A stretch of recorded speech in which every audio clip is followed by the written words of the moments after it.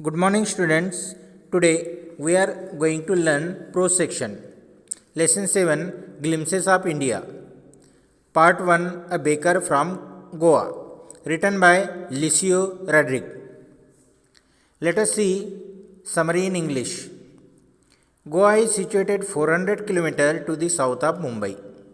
It remained under the Portuguese rule until 1961. Means we got freedom in 1947, but Goa was under Portuguese rule, and Goa became independent, and it is attached in our country in 1961. Means Goa became free from Portuguese rule in 1961. Then it became a part of our country India. In this lesson, the author recalls the days when he was a child and Goa was still under the Portuguese rule. The Portuguese were very fond eaters of their famous loaves of bread. Means they like loaves of bread too much. Now those eaters, means Portuguese, have left, but the makers of those loaves, means bread maker, are still there. Means bread makers, they are still in Goa. The traditional bakers still goes round the street to sell their loaves of bread.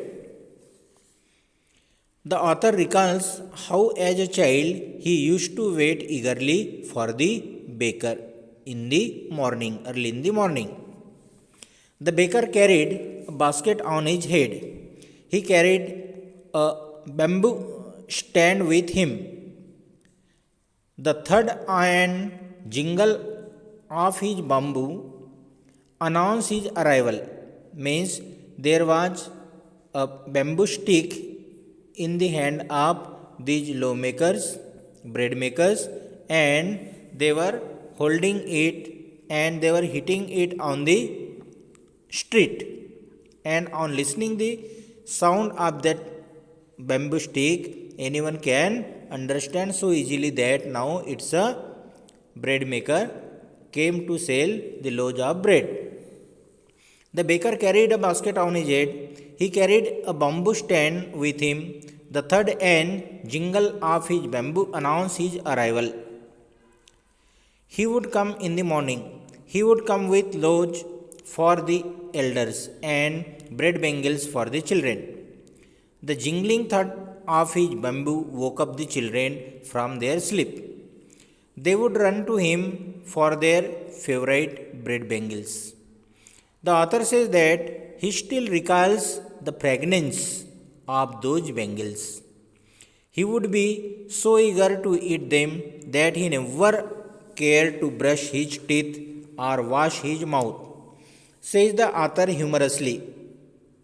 By making comedy, the author says the tiger never brushed his teeth.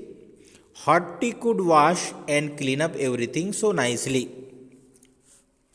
The author points out that no party, marriage, and religious festival could be thought of without the presence of the baker. The baker in the Portuguese days had a peculiar dress. It was called kabai. It was a single piece long frock reaching below the knee.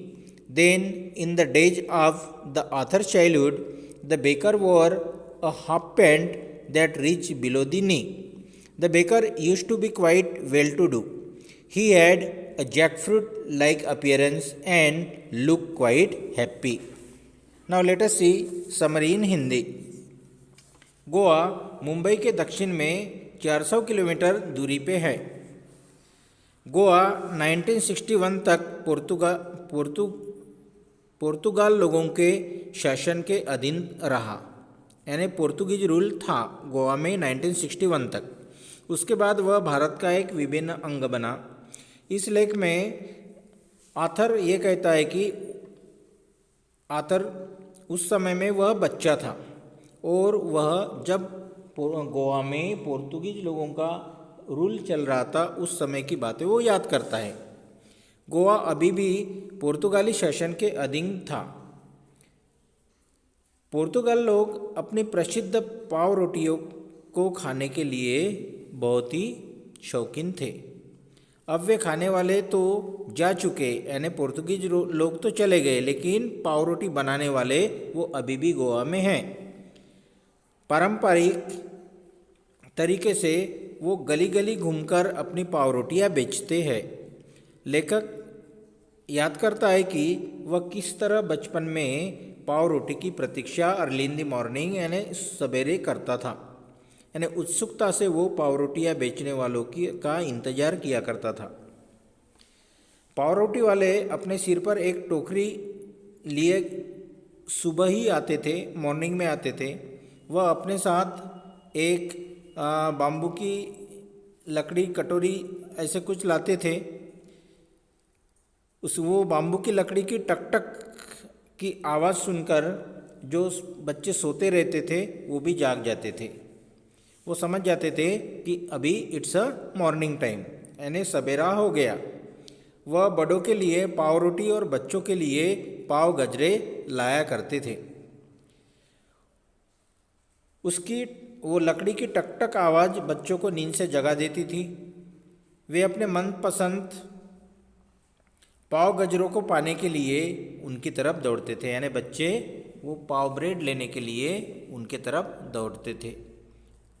Author कहता है कि उसे अभी भी उस पाव bread की सुगंध याद है।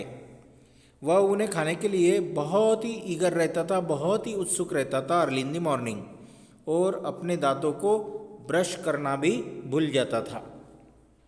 दांतों को ब्रश करने या अपने मुंह को पानी से धोने की भी परवाह वो नहीं करता था। Here the author says humorously, यहाँ आथर यानी बड़े हास्य भाव से कहते हैं कि टाइगर यानी बाघ वो तो कभी अपने दांतों को ब्रश नहीं करते, तो गर्मा गर्म चाय वो अपने आप ही दांतों को धो लेती है, साफ कर लेती है, ऐसा वो ह्यूमरसली कहते हैं, विनोद से हास्य भाव से कहते हैं। आथर का कहना है कि पाव रोटी बेचने वाले की उपस्थिति के बिना किसी भी पार्टी, कोई भी मैरिज फंक्शन या रिलीजियस फंक्शन संभव ही नहीं है। उसके वो फंक्शन बिना पाव रोटी वालों के बारे में सोचा भी नहीं जा सकता। पुर्तगाल शासन के दिनों में पाव रोटी बेचने वाले एक स्पेशल ड्रेस हुआ करता था। इसे कबाई कहा जाता था। यह घुटनों के नीचे तक पहुंचने वाली बिना जोड़ की सिंगल फ्रॉक हुआ करती थी। उसके बाद लेखक के बचपन के दिनों में पाव ब्रेड बेचने वाले एक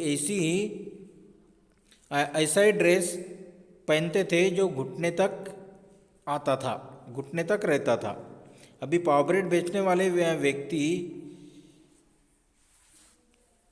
वह देखने में किसी कटहल जैसे लगते थे और काफ़ी खुश नज़र आते थे। और आज की कंडीशन में भी पाव ब्रेड बेचने वाले लोग गोवा में पाए जाते हैं, दिखते हैं, और वो काफ़ी खुश हैं। Now let us see some important points of this lesson. The author recalls the days when he was a little child and lived in Goa. लेखक उन दिनों को याद करता है जब वह एक छोटा सा बच्चा था और गोवा में रहता था। The Portuguese had left Goa but their famous loaves of bread were still like. तो पोर्तुगीज लोग तो इंडिया छोड़ के चले गए, लेकिन उनकी जो प्रसिद्ध पाव रोटियाँ थी, लोज ऑफ ब्रेड थे, वो अभी भी इंडियन द्वारा, गोवा में रहने वाले लोगों के द्वारा पसंद किया जाता है। The sons still carried on the profession of their fathers, यानी पोर्तुगीज लोगों के ज़माने में जो भी पाव ब्रेड बनाने वाले थे उनके लड़के हैं, वो अभी भी पाव ब्रेड गोवा में बनाते हैं और बेचे जाते हैं। The arrival of the baker in the morning can still be heard. सुबह के समय में उनका जो अराइवल है, उनका आना अभी भी सुना जा सकता है, देखा जा सकता है। He comes with a basket on his head and with a jingling bamboo on his hand. वह अपने सिर पर एक टोकरी लेके आते हैं और वो जो बैम्बू स्टिक जो है उनकी झंझन ऐसी आवाज़ सुनाई देती है अर्ली इन द मॉर्निंग। वो जिंगलिंग बैम्बू स्टिक अपने हाथ में लेके आते हैं। द थर्ड and jingling of his bamboo wakes the children and they go running to him. तो उनके वो बम्बू जिंगलिंग साउंड सुन के, टक टक आवाज़ सुन के बच्चे मॉर्निंग में जग जाते हैं। दे वेकअप और वो पाव ब्रेड बेचने वाले की तरफ दौड़ते हुए जाते हैं। The baker comes with loaves of bread for elders and bread bangles for the children. वो बड़ों के लिए पाव रोटियाँ और बच्चों के लिए पाव गजरे लाते हैं। The author remembers how as a child he used to go running at the sound of the baker's arrival. तो आथर यहाँ याद करते हैं कि वह बचपन में किस तरह पाव ब्रेड बेचने वालों के तरफ दौड़ते हुए जाते थे उनकी आवाज़ सुनकर। He can still recall the typical fragrance of those bread bangles. वह आज भी वो ब्रेड बैंगल्स की सुगंध का अनुभव महसूस करता है। He would be anxious to eat them with hot tea. He didn't think it necessary to brush his teeth. The tiger never brushed his teeth, he says humorously.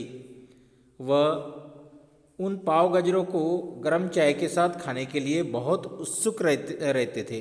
कौन? आथर। आथर यानी चाय के साथ में ब्रेड खाने के लिए बहुत ही उत्सुक रहते थे, बहुत ही ईगर रहते थे अर्ली इन द मॉर्निंग। और वह अपने दांतों को ब्रश करना भी भूल जाते थे, ब्रश करना भी जरूरी नहीं समझते थे। और यहाँ आतर बड़े हास्य भाव से कहते हैं, शेर तो कभी अपने दांतों को ब्रश नहीं करते। The baker is an indispensable part of the Goan life. यानी गोवा का जो जीवन है वहाँ ये बेकर ये एक यानी इंडिस्पेंसिबल पार्ट है, यानी विभिन्न अंग है, अभिन्न अंग है। No party, no marriage, no religious ceremony and function can be possible without his presence. तो ये पाव ब्रेड बेचने वालों के बिना कोई पार्टी, कोई शादी ब्याह या धार्मिक प्रोग्राम, फंक्शन पॉसिबल ही नहीं है। In the old Portuguese days the baker had a typical dress. तो पोर्तुगीज लोगों के ज़माने में उनका एक टिपिकल टाइप का एक ड्रेस हुआ करता था। It was called कबाई। उसको कबाई कहा जाता था और वो सिंगल पीस फ्रॉक हुआ करता था जो घुटनों के नीचे तक आता था। In the days of the author's childhood the baker wore a shirt and a half pant that reach below the knee. अभी लेखक के बचपन के दिनों में वो ब्रेड मेकर जो है पाव रोटी वाले एक घुटनों तक आने वाला एक ड्रेस पहनते थे। The baker used to be very well to do, happy and prosperous people. They were known for their plump physique. तो ये पाव ब्रेड बेचने वाले बहुत पैसे वाले, प्रसन्नचित्त मीन्स हैप्पी एंड प्रॉस्पेरस यानी समृद्ध लोग हुआ करते थे। वे अपनी गोल मटोल काया के कारण यानी उनका प्लम फिजिक यानी गोल मटोल उनकी शरीर we can call physical body, physical structure plump physique कहा जाता था। तो वे अपनी गोल मटोल काया के कारण प्रसिद्ध हुआ करते थे। Thank you students.